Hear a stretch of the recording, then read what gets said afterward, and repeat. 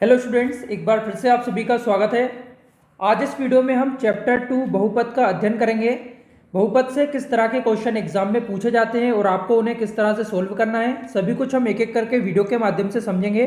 लेकिन मैथ में जैसा कि सबसे ज़्यादा ज़रूरी है, आपको कॉन्सेप्ट क्लियर होना चाहिए। तो आज इस वीडियो में हम बहुपद से रिलेटेड जो भी बेसिक कॉन्सेप्ट है उसके बारे में अध्ययन करेंगे। तो यहाँ पर देखिए, सबसे पहले आपके मन में सवाल आ रहा होगा कि बहुपद क्या होता है, तो ये हम सबसे पहले जान लेते हैं।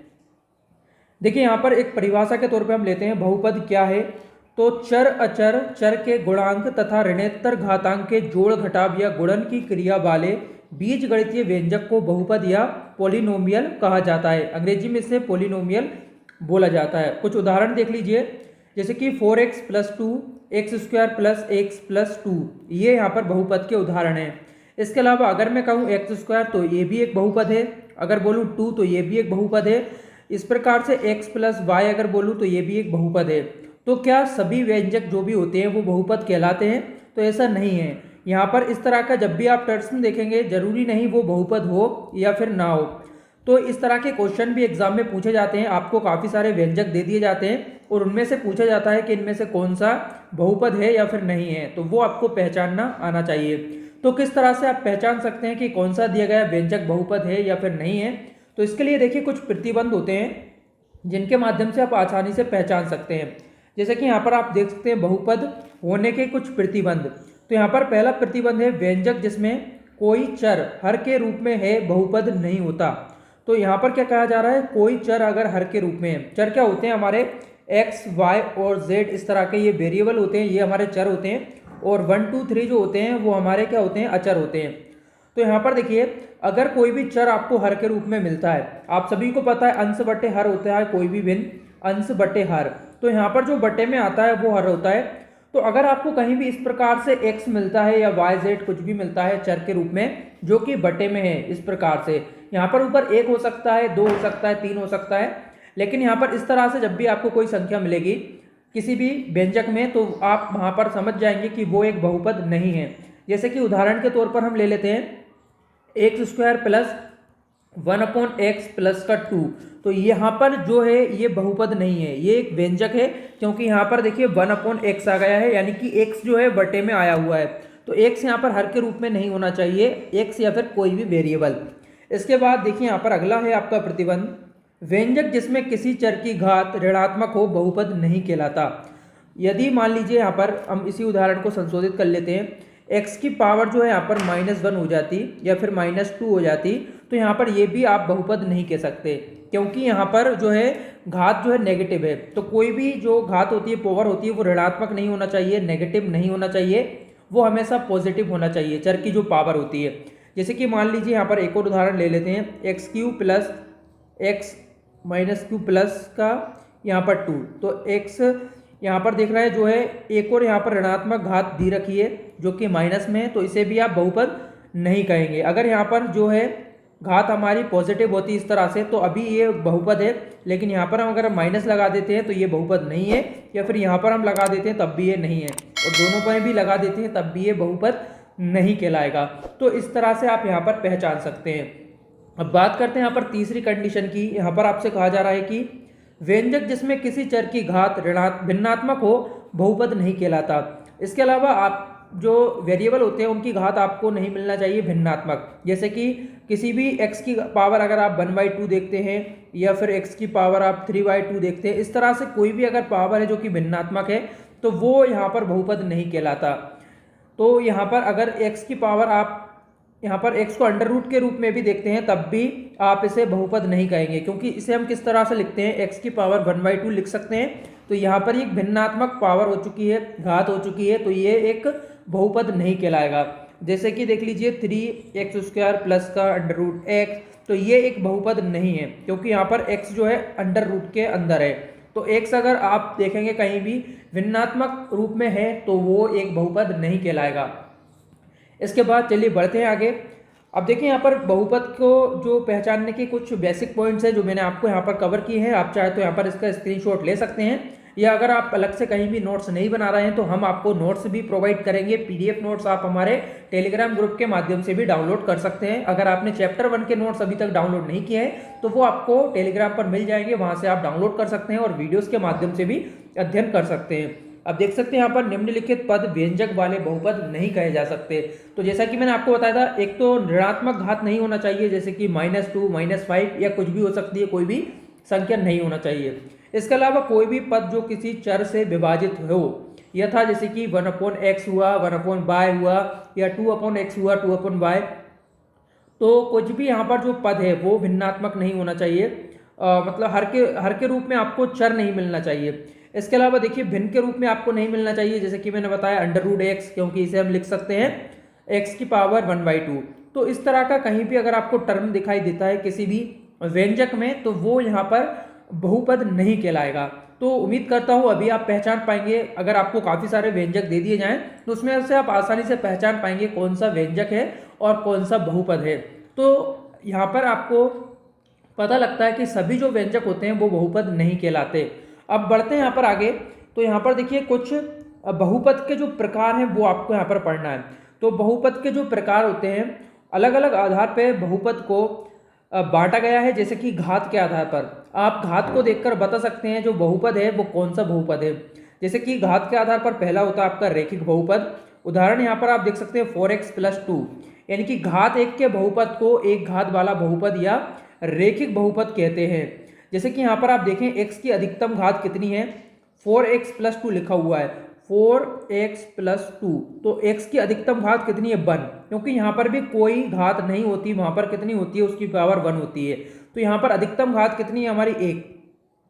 तो ऐसे बहुपद जहाँ पर x की या फिर चर की अधिकतम घात 1 होती है वो आपका रेखिक बहुपद या अंग्रेजी में लीनियर पोलिनोमियल कहलाता है। इसके बाद यहाँ पर घात के आधार पर सेकंड जो होता है वो होता है आपका द्विघात बहुपद। जैसे कि यहाँ पर आप देख सकते हैं x² + x + 2। यहाँ पर अधिकतम घात आप देख पा रहे हैं x की कितनी है, 2 है, यानी कि ये आपका द्विघात बहुपद है, क्योंकि यहाँ पर x की अधिकतम घात 2 है। हालांकि यहाँ पर आप देख सकते हैं x की एक घात यहाँ पर 1 दे रखी है और यहाँ पर 2 दे रखी है, लेकिन हमको देना है अधिकतम घात। तो अधिकतम घात हमारी कितनी है, यहाँ पर देखिए 2 है। तो यही आपका यहाँ पर जो है द्विघात बहुपद हो जाता है। यहाँ से आप देखकर पहचान पाएंगे। इसके बाद अगला यहाँ पर ले लीजिए जो है आपका त्रिघात बहुपद, या आप इसे त्रिघात बहुपद है, यहाँ पर देख सकते हैं। जैसे कि यहाँ पर बताया गया है x³ + 2x² - x + 1 दिया हुआ है। तो अधिकतम घात यहाँ पर आप कितनी देख सकते हैं, 3।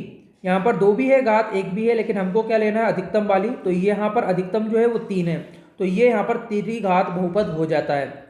तो यहाँ पर इस तरह से और भी प्रकार हो सकते हैं, घात अगर 4 है, 5 है, लेकिन आपके सिलेबस के अकॉर्डिंग यहाँ पर आपको 3 घात तक ही स्टडी करना है।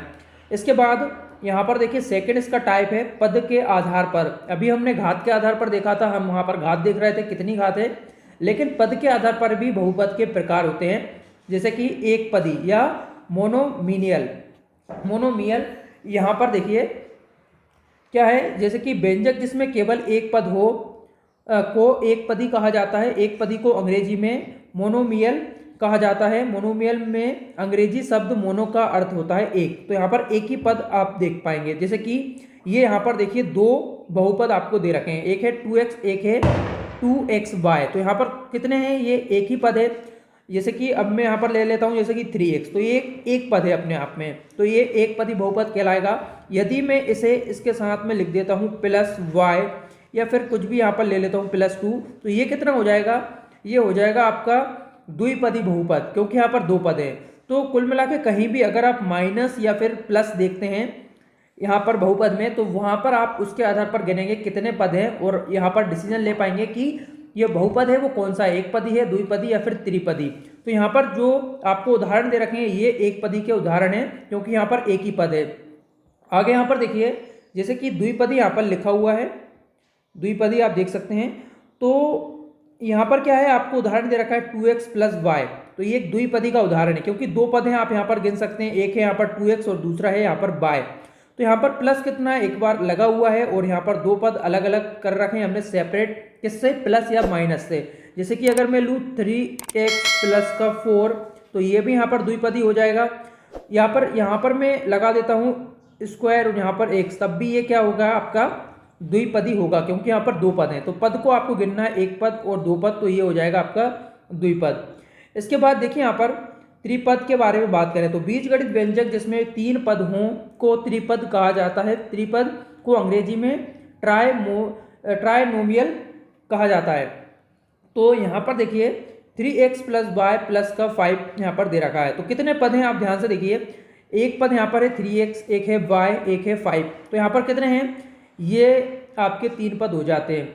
तो इसके अलावा कोई और भी आप उदाहरण ले सकते हैं, एक्स स्क्वायर प्लस एक्स और प्लस 1, ये भी आपका यहाँ पर क्या है, बहुपद जो है एक त्रिपद है, क्योंकि तीन पद हैं। देखिए 1, 2 और 3 यहाँ पर पद हैं। तो इस तरह से आपको यहाँ पर काउंट करना है। ये हो जाते हैं आपके प्रकार। इसके अलावा और भी काफ़ी हो सकते हैं प्रकार, जैसे कि अगर 4 पद हैं तो 5 पद हैं, लेकिन आपको सिलेबस में जैसे जैसे जरूरत होगी उसके आधार पर हम देखते हुए चलेंगे। अभी यहाँ पर आपको समझना है टाइप्स जो होते हैं बहुपद के वो किस तरह से होते हैं। इसके बाद देखिए यहाँ पर बहुपद की घात आपसे पूछा जाता है, बहुपद की घात कितनी है। सीधा सीधा ऑब्जेक्टिव में भी क्वेश्चन आता है, आपको बहुपद दे रखे होते हैं और वहाँ पर आपसे पूछा जाता है इनकी आपको घात बताना है। तो घात पहचानना भी बहुत ही आसान है। जैसे कि देखिए चर x बहुपद px में x की उच्चतम घात बहुपद की घात या डिग्री ऑफ पॉलिनोमियल कहलाती है। जैसे कि यहाँ पर देखिए उदाहरण आपको दे रखा है 4x प्लस का 2। तो यहाँ पर आपसे पूछा गया है बहुपद की घात आपको बताना है। तो हमसे कहा गया है कि चर की अधिकतम घात, यहाँ पर चर क्या है x की अधिकतम घात कितनी है 1, क्योंकि जहाँ पर भी कोई घात नहीं होती वहाँ पर क्या घात होती है 1 होती है। तो x की जो अधिकतम घात है यहाँ पर 1 है, तो हम कहेंगे कि बहुपद की जो घात कितनी है वो आएगी आपकी 1। इसके बाद देखिए अगला यहाँ पर कुछ एक और उदाहरण है, जैसे कि x square plus x plus का 2 यहाँ पर लिखा हुआ है। अब यहाँ पर आपसे पूछा गया है डिग्री ऑफ पॉलिनोमियल आपको बताना है या फिर बहुपद की घात तो कितनी होगी। अधिकतम घात हमको लेना है, कितनी है 2 है यहाँ पर, एक भी है यहाँ पर देखिए घात, लेकिन हमको क्या लेना है अधिकतम, तो अधिकतम है यहाँ पर 2। तो ये बहुपद की घात आपकी आ जाएगी यहाँ पर 2। इस प्रकार से एक और उदाहरण देख लीजिए, यहाँ पर अधिकतम घात कितनी है 3 आप देख पा रहे होंगे। तो जब भी यहाँ पर हम चर की जो घात रहती है अधिकतम लेते हैं वो बहुपद की घात कहलाती है। अब वो आपको यहाँ पर देखकर आसानी से समझ आ जाएगा कौन सी बहुपद की घात है। तो इस तरह के क्वेश्चन भी एग्जाम में आपसे पूछे जाते हैं। इसके बाद यहाँ पर एक और है, जैसे कि रैखिक बहुपद का शून्यक। शून्यक पर काफ़ी सारे क्वेश्चन एग्जाम में पूछे जाते हैं। तो क्या होता है एक बहुपद का शून्यक, आप उसे कैसे निकाल सकते हैं। देखिए किसी बहुपद का वह मान होता है जिससे बहुपद का हल शून्य हो जाता है। तो जैसे कि यहाँ पर आप देख सकते हैं एक आपको बहुपद दे रखा है px बराबर 3x माइनस 6। तो यहाँ पर आपको इसका शून्यक बताना है। तो सबसे पहले जैसे कि मैं मान लीजिए एक उदाहरण आपके लिए ले लेता हूँ। हम यहाँ पर x की जगह पर मान रखते हैं 1, x का मान हम यहाँ पर 1 रखते हैं, क्योंकि x एक वेरिएबल है, उसके मान बदलते रहेंगे। तो आपको पता करना है इसका मान जो है वो क्या होगा। तो कुल मिलाकर शून्यक जो होता है वो एक समीकरण का मान ही आप कह सकते हैं। तो 3 हम यहाँ पर x की जगह पर रखेंगे 1 और माइनस का 6। तो यहाँ पर इसे हम सोल्व करते हैं, कितना मिलेगा हमको 3 माइनस 6 और यहाँ पर माइनस का 3 आ जाएगा। तो यहाँ पर हमको क्या मिला है माइनस का 3 1 रखने पर। तो यहाँ पर ये इस बहुपद का शून्यक नहीं है, क्योंकि आपको जो है हल में 0 आना चाहिए। जैसा कि यहाँ पर बताया गया है जिससे बहुपद का हल जो है शून्य हो जाता है वही बहुपद का शून्य कहलाता है। यानी x का कोई भी ऐसा आपको मान लेना है। जैसे कि आप समझ लीजिए मैं इसका अगर मान 1 ना रखकर 2 रखूं, जैसे कि यहाँ पर हम फिर से इसे रखते हैं मान को x की जगह पर अभी मैं 2 रख रहा हूँ, अभी हमने 1 रखा था। तो यहाँ पर क्या हो जाएगा देखिए इस तरह से 3 दूनी 6 और यहाँ पर माइनस का 6। अभी इसे आगे सोल्व करेंगे तो कितना मिला आपको 0 मिला है। तो यहाँ पर जब 0 आ गया है तो यही आपका इस बहुपद का शून्यक है। और भी शून्यक हो सकते हैं, जरूरी नहीं एक बहुपद में एक शून्यक हो, वो आपको आगे पता चलेगा किस तरह से आप देखेंगे। तो यहाँ पर आप कह सकते हैं 2 जो है वो इस बहुपद का एक शून्यक है, क्योंकि 2 रखने पर इसका मान जो है 0 आ रहा है। लेकिन यहाँ पर जो है हमने पहले रखा था 1, तो 1 यहाँ पर बहुपद का शून्यक नहीं है। तो इस तरह से आपको अलग अलग यहाँ पर x के मान रखकर देखना होते हैं, उससे आपको पता लगता है कि कौन सा बहुपद का शून्यक है और कौन सा नहीं है। अब जब हम इसके रिलेटेड सवाल करेंगे तो आपको और भी अच्छी तरह से समझ में आ जाएगा। इसके अलावा देखिए रैखिक बहुपद का जो होता है ax प्लस बी का शून्यक माइनस बी अपॉन ए, तो ये एक रिलेशन होता है जिससे आप डायरेक्ट बता सकते हैं किसी बहुपद का शून्यक क्या होगा। जैसे कि आप अगर यहाँ पर मान रख दें माइनस चर पद और बटे x का गुणांक, तो आपको पता लगेगा कि जो बहुपद है उसका शून्य क्या होगा। जैसे कि आप देखिए यहाँ पर लिखा हुआ है माइनस अचर पद बटे एक्स का गुणांक। जैसे कि हम ऊपर जो हमने उदाहरण लिया था, क्या था हमारा, यहाँ पर भी हम ले लेते हैं एक बार, जो ऊपर हमने उदाहरण लिए रखा था, क्या था हमारा, पी एक्स बराबर 3x माइनस का 6, ये हमने लिया था क्वेश्चन। अब यहाँ पर मान लीजिए मैं इसे इस रिलेशन के जरिए पता करना चाहता हूँ कि हमारा शून्य क्या होगा। तो डायरेक्ट आपको क्या लेना है, माइनस अचर पद। अचर पद यहाँ पर क्या है, आप देख लीजिए, अचर है हमारा माइनस का 6x, ये हमारा अचर होता है। और चर क्या होता है, और देखिए यहाँ पर क्या चाहिए, x का गुणांक भी आपको साथ में चाहिए। तो x का गुणांक यहाँ पर क्या है, 3 है। तो हमें क्या चाहिए, माइनस अचर पद क्या है, माइनस का 6 है, और यहाँ पर x का गुणांक हमें चाहिए। तो x का गुणांक हम नीचे लेंगे, क्या है x का गुणांक यहाँ पर है 3। तो 3 हमने बटे में ले लिया। इससे आगे हम सोल्व करेंगे तो माइनस माइनस क्या हो जाएगा, देखिए यहाँ पर प्लस हो जाएगा। तो 6/3 बराबर में क्या आएगा, 2। तो 2 हमारा क्या था, एक शून्यक था।